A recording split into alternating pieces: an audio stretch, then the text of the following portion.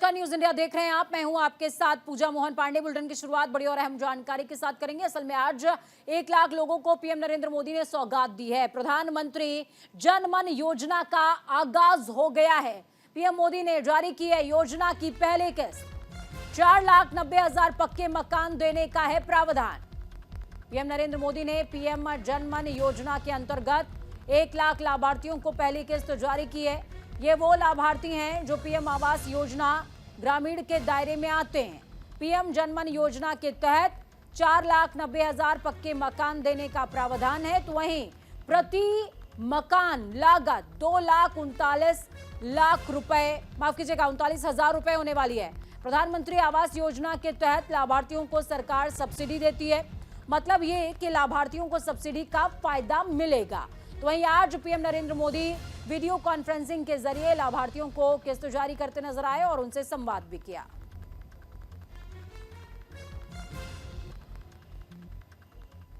इस कार्यक्रम में जुड़े कठिनाइयों में रहते हैं।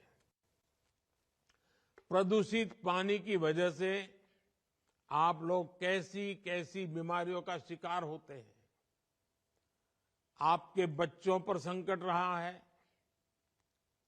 इस पर जितना ध्यान देना चाहिए उतना नहीं दिया गया। बिजली नहीं होने से कभी सांप, कभी बिच्छू, कभी जंगली जानवर का खतरा, गैस कनेक्शन ना होने से रसोई में लकड़ी के धुएं से होने वाला नुकसान, गांव तक सड़क न होने से कहीं पर भी आना जाना बहुत बड़ा सिरदर्द होता था। इस संकट, इस परेशानी से ही तो मुझे अपने इन गरीब जनजातीय भाई बहनों को बाहर निकालना है। तो ग्राफिक्स के जरिए आपको बता रहे हैं कि पीवीटीजी परिवारों और बस्तियों को बुनियादी सुविधाएं इस सौगात के बाद मिल सकती है। प्रधानमंत्री नरेंद्र मोदी ने अंत्योदय की भावना को साकार करते हुए, मूर्त रूप देने की कोशिश करते हुए इस योजना का ऐलान किया। पीएम मोदी ने वीडियो कॉन्फ्रेंसिंग के जरिए ये सौगात दी है। 1 लाख लोगों को पीएमएवाईजी की पहली किस्त जारी हुई है। साथ ही आपको बता दें कि पीएम जनमन की 15 नवंबर 2023 को शुरुआत हुई थी। जनजातीय गौरव दिवस के तौर पर इसको शुरू किया गया था। प्रधानमंत्री की तरफ से करीबन 24,000 करोड़ रुपए के बजट के साथ शुरू पीवीटीजी परिवारों और बस्तियों को इसकी बुनियादी सुविधाएं मिल सकेंगी। पीवीटीजी विकास मिशन को 100 जिलों में शुरू किया गया है। 500 ब्लॉक्स और 15,000 पीवीटीजी बस्तियों को इसमें शामिल किया गया है। तो बेहद खास है प्रधानमंत्री का यह अभियान, जिसमें प्रधानमंत्री की तरफ से अंत्योदय की भावना को साकार करते हुए कहीं ना कहीं अंतिम पंक्ति के अंतिम व्यक्ति तक सुविधाओं का लाभ पहुंचाने की कोशिश के साथ इसका आगाज हुआ है। और आगाज के साथ जनता का भी मानना कि यह आगाज अंजाम के लिए भी बेहतरीन है। खबरों में आगे बढ़ते हैं। बीजेपी ने दीवार लेखन की शुरुआत कर दी है। क्यों हुआ है ऐसा? लोकसभा चुनावों के मद्देनजर इसकी शुरुआत हुई। जेपी नड्डा ने कार्यक्रम का शुभारंभ किया है। पार्टी के चिन्ह कमल को दीवार पर रंगा गया है, उकेरा गया है।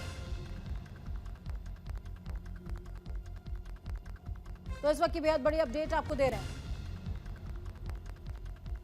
जेपी नड्डा ने कार्यक्रम का शुभारंभ किया है। देखिए, कल जब जेपी नड्डा कार्यक्रम में मौजूद थे तो उस दौरान जो पहले वोटर्स हैं, यानी कि पहली बार अपने मताधिकार का इस्तेमाल कर रहे हैं, उनसे संवाद स्थापित करना, उनको बीजेपी से कनेक्ट करने की योजना थी, जिसमें करोड़ों युवाओं को, जिसमें टारगेट बीजेपी का 4 करोड़ के करीब का है। 4 से 8 करोड़ युवाओं को वो जोड़ना चाहते हैं जो कि पहली बार मतदान कर रहे हैं। अब आज दीवार लेखन की शुरुआत हुई है। जेपी नड्डा ने इसका आगाज किया। कमल के चिन्ह, जो कि बीजेपी का चुनाव चिन्ह भी है और भारत का राष्ट्रीय पुष्प भी है, उसको दीवार पर पेंट करते हुए शुरुआत जेपी नड्डा ने की है।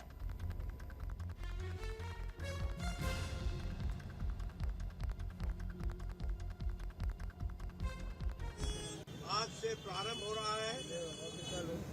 एक बार फिर से मोदी सरकार इस स्लोगन के साथ देश भर के हर एक बूथ पर वॉल राइटिंग का कार्यक्रम प्रारंभ होगा और हमारा प्रयास है कि भारतीय जनता पार्टी का एक एक कार्यकर्ता इस दीवार लेखन में अपने आप को आत्मसात करे, जोड़े और इस कार्यक्रम को सफल बनाए। यह जो आह्वान है कि एक बार फिर से मोदी सरकार, यह हमारा भारत की जनता से, भारत के आवाम से एक विनम्र अपील है। अध्यक्ष जगत प्रकाश नड्डा एक पेंटिंग कंपटीशन या कहें उसकी शुरुआत कर रहे हैं। आप देखिए, मैं इस वक्त खड़ा हूं दिल्ली के लोधी रोड के मेहरचंद मार्केट में, जहां बीजेपी के राष्ट्रीय अध्यक्ष जगत प्रकाश नड्डा एक बीजेपी की पेंटिंग, यानी उस कमल पे जो बीजेपी का निशान है उसकी पेंटिंग कर रहे हैं। और दरअसल बीजेपी से के अध्यक्ष जगत प्रकाश नड्डा इससे पहले भी एक गोल मार्केट में इसी तरह का कैंपेन की शुरुआत कर चुके हैं। दरअसल बीजेपी 2024 के चुनाव को लेकर लगातार हर एक व्यक्ति तक पहुंचने की कोशिश कर रही है, जिसमें वो तमाम वो हथकंडे को इस्तेमाल कर रही है, जिसमें फोटो से लेकर नारे से लेकर हर एक मोर्चे को अपने अलर्ट किया गया है, जिसके चलते आज बीजेपी अध्यक्ष एक बार पेंटिंग कर रहे हैं जो बीजेपी है। और अगर आप इस तस्वीर को देखें तो तस्वीर बिल्कुल ही लोधी रोड के मेहरचंद मार्केट के ट्राई जंक्शन पे है, जहां की इसकी इंपॉर्टेंस इसलिए भी देखी जा सकती है कि जो भी व्यक्ति यहां से आएगा उसकी नज़र सीधे इस जगह पर पहुंचेगी और कहीं ना कहीं बीजेपी के उस सिंबल को वो याद करेगा और बीजेपी को समझ। तो राम दुआरे तुम रखवारे होत न आज्ञा बिनु पैसारे, यह हनुमान जी के लिए कहा जाता है कि हनुमान जी राम जी के द्वारे के रखवारे हैं। तो आम आदमी पार्टी उनकी शरण में पहुंच गई है। आम आदमी पार्टी का बड़ा ऐलान है, सुंदरकांड का पाठ कराएगी आम आदमी पार्टी। जिले के सभी विधानसभा क्षेत्रों में सुंदरकांड होगा। अयोध्या में राम मंदिर की प्राण प्रतिष्ठा से पहले आम आदमी पार्टी ने यह बड़ा ऐलान कर दिया है। पार्टी हर महीने के पहले मंगलवार को सुंदरकांड के पाठ का आयोजन करेगी। आम आदमी पार्टी के राष्ट्रीय प्रवक्ता और सरकार में मंत्री सौरभ भारद्वाज ने मोर्चा संभाला और इस बाबत जानकारी साझा करी है। देखिए, कांग्रेस का प्रतिनिधिमंडल रामलला की शरण में पहुंचा हुआ है और आम आदमी पार्टी हनुमान जी की गदा और शरण पकड़ चुकी है, क्योंकि राम के द्वार तक पहुंचने के लिए हनुमान की आज्ञा की बहुत ज्यादा जरूरत होती है।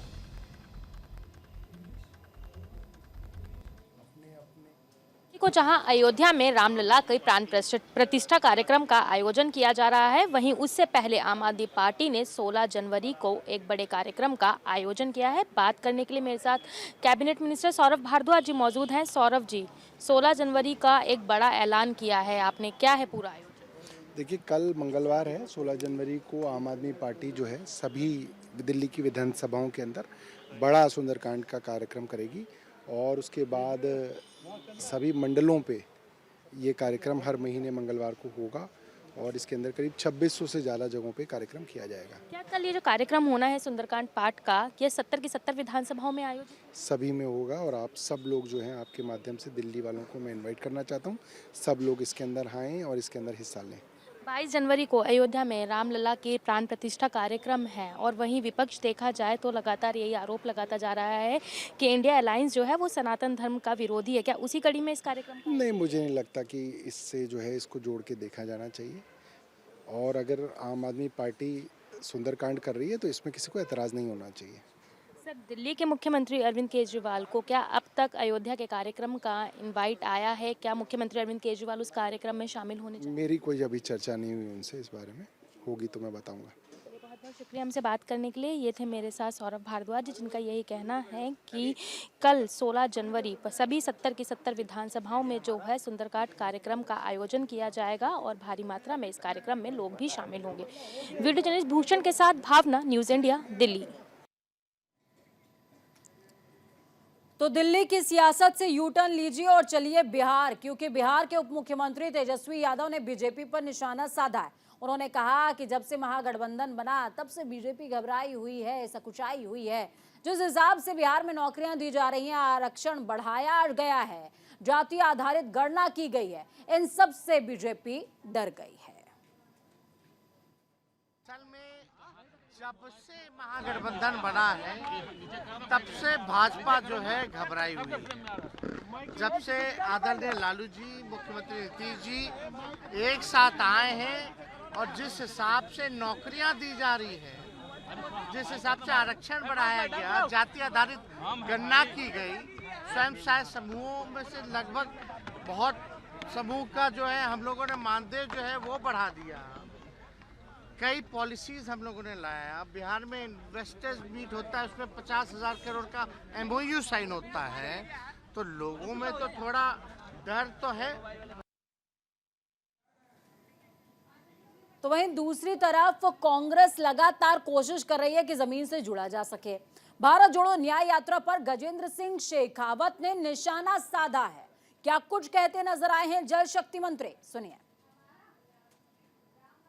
55 साल तक कांग्रेस के शासन में उपेक्षा का शिकार होना पड़ा और जिस तरह से पूर्वोत्तर भारत को भारत की मुख्य भूमि से अलग थलग करने के षड्यंत्र कांग्रेस के जमाने में हुए थे, आज पूरा पूर्वोत्तर भारत विकास की इस दौड़ में भारत के शेष हिस्सों से प्रतियोगिता करते हुए दिखाई देता है, कम्पीट करते हुए दिखाई देता है। जिस तरह से पूर्वोत्तर भारत का विकास माननीय प्रधानमंत्री जी के नेतृत्व में हुआ है, मणिपुर सहित अन्य सभी प्रदेश आज अपने आप को गौरवान्वित भी महसूस करते हैं।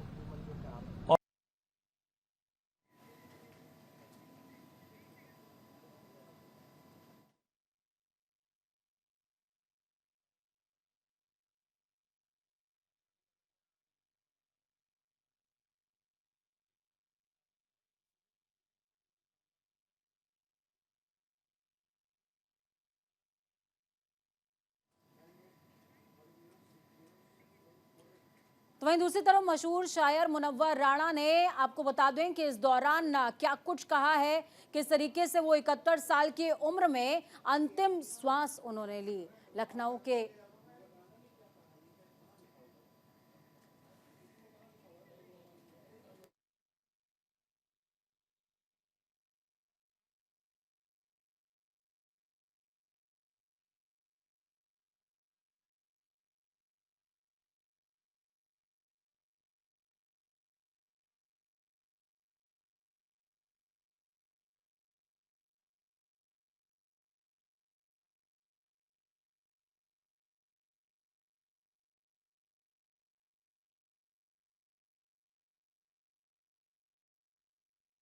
शहर लखनऊ के लिए ये बेहद दुखद खबर। मशहूर शायर मुनव्वर राणा ने 71 साल की उम्र में अंतिम श्वास ली है। लखनऊ के अस्पताल में शायर का निधन हो गया। मुनव्वर राणा की अंतिम यात्रा में प्रसिद्ध फिल्म लेखक और गीतकार जावेद अख्तर भी शामिल हुए हैं। जावेद अख्तर ने शायर मुनव्वर राणा के जनाजे को कंधा दिया। यूपी के डिप्टी सीएम ब्रजेश पाठक ने भी मुनव्वर राणा को श्रद्धांजलि दी। सपा अध्यक्ष अखिलेश यादव ने भी उन्हें श्रद्धा सुमन अर्पित किए हैं। आपको बता दें कि मुनव्वर राणा मां के ऊपर, मां के ममत्व के ऊपर बेहतरीन लेखकों में से एक, बेहतरीन शायरों में से एक।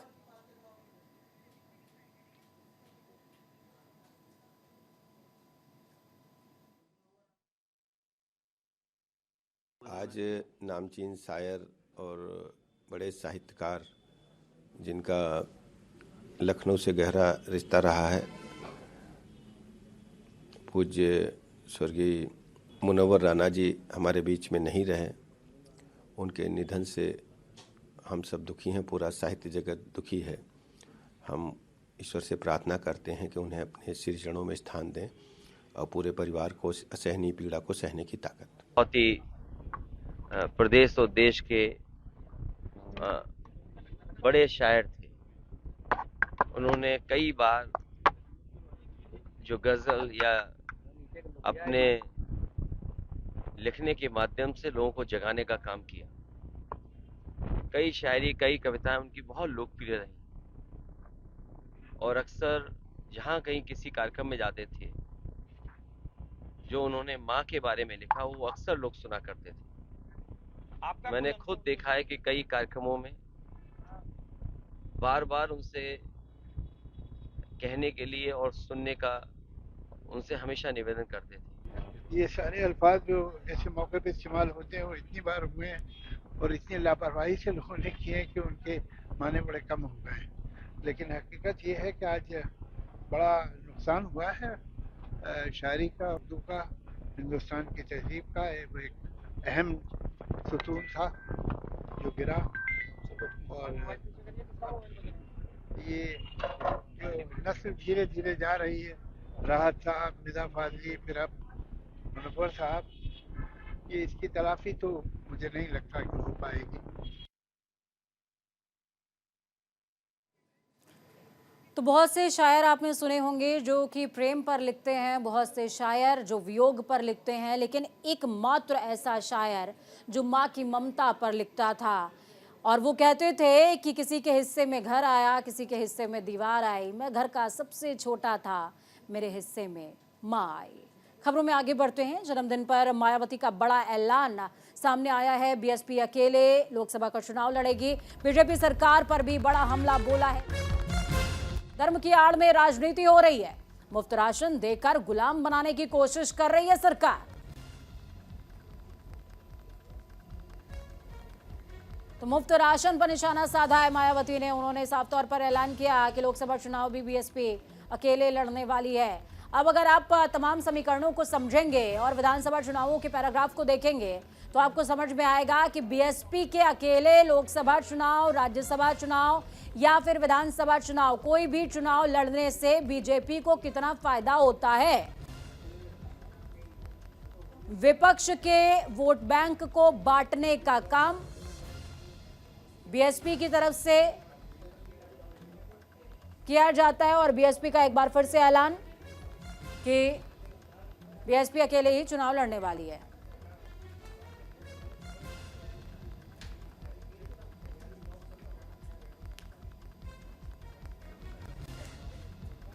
तो बेहद बड़ी खबर है।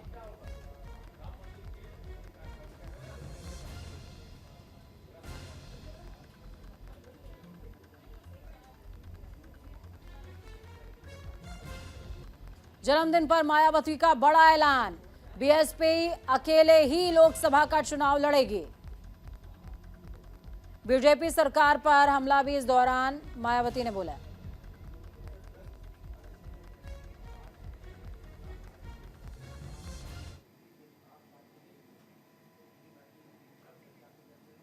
तो इस बीच सीधे अयोध्या का रुख करेंगे, जहां पर चंपत राय जो कि श्री राम जन्मभूमि तीर्थ क्षेत्र न्यास के महासचिव हैं, क्या कुछ कह रहे हैं पीसी के दौरान, सुनिए। गणना में कूर्म द्वादशी है।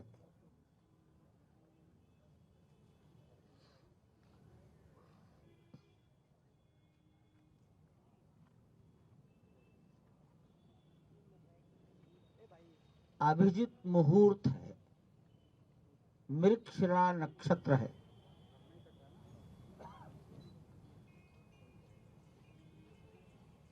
प्राण प्रतिष्ठा दोपहर 12:20 पर प्रारंभ होगी।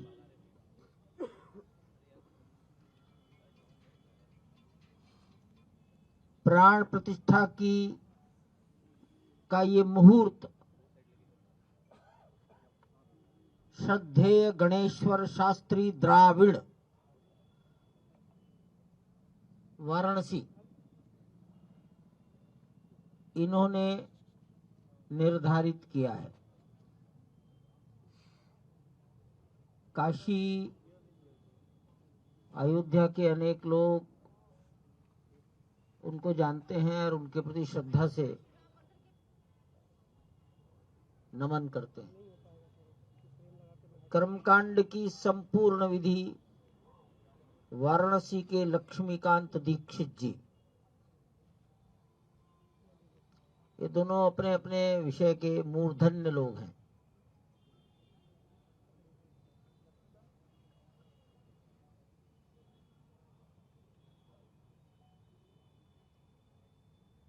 प्राण प्रतिष्ठा की पूजन विधि कल 16 जनवरी से प्रारंभ हो जाएगी।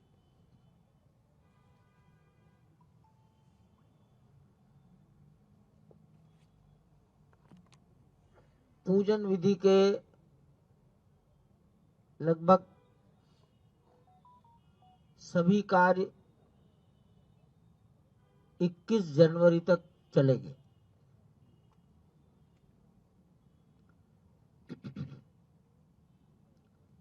बाईस जनवरी को प्राण प्रतिष्ठा के लिए जो न्यूनतम आवश्यक पूजन विधि है वो होगी। जिस प्रतिमा की प्राण प्रतिष्ठा होनी है वो आप सब जानते हैं पत्थर की है।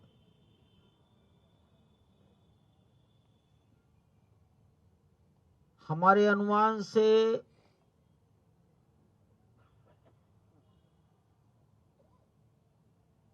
150 किलो से 200 किलो के बीच में उसका वजन होगा।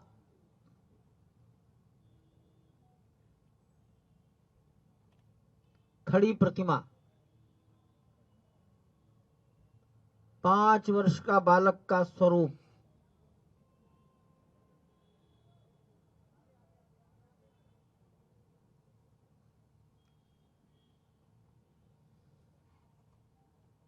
अठारह जनवरी को प्रतिमा गर्भगृह में अपने आसन पर खड़ी कर दी जाएगी।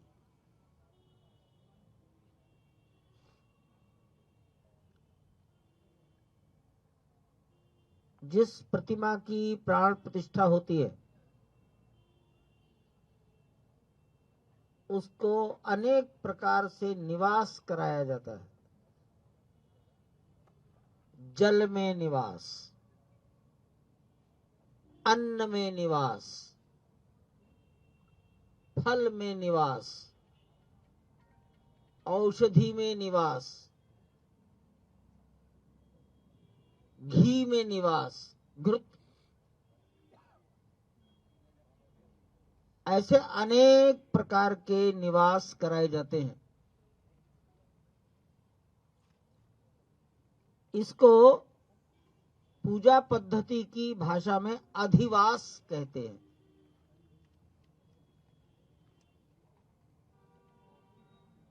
सामान्य रूप से ये बड़ी कठिन, सब आदमी इसको कर नहीं सकते इतने दिन, तो प्रचलन है जलवास, अन्नवास और शय्यावास।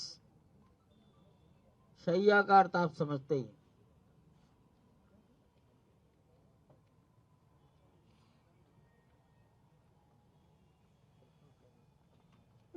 शय्यावास,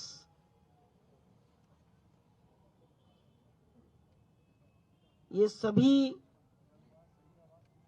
अन्नवास, जलवास, अन्नवास, शय्यावास, लेकिन बहुत कठोर कर्मी कोई हो आज इस कलयुग में तो शायद कठिन ही होगा, तो घृतवास, औषधिवास, फलवास, सुगंधवास, ये तमाम प्रकार की बातें हैं। सभी विद्वानों ने कहा आज के समय के अनुसार व्यवहार करना चाहिए, करेंगे।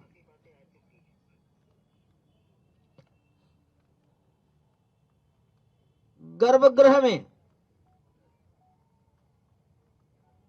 गरिमामय उपस्थिति, जिनके सम्मुख सब काम होगा,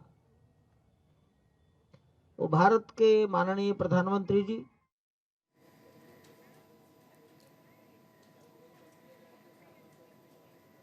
तो 18 तारीख को नवनिर्मित गर्भगृह में मूर्ति की स्थापना कर दी जाएगी, लेकिन उससे पहले यहां पर अधिवास का जिक्र चंपत राय करते हुए नजर आए कि मूर्ति को जलवास, घृतवास, सुगंधित वास, शय्यावास करवाया जाएगा। इन तमाम वासों से गुजर करके मूर्ति की स्थापना 18 तारीख को होगी। वक्त यहाँ पर छोटे से ब्रेक का ब्रेक के उस पार खबरों का सफर लगातार जारी। बने रहे न्यूज इंडिया के साथ, क्योंकि हम हैं राष्ट्र की आवाज।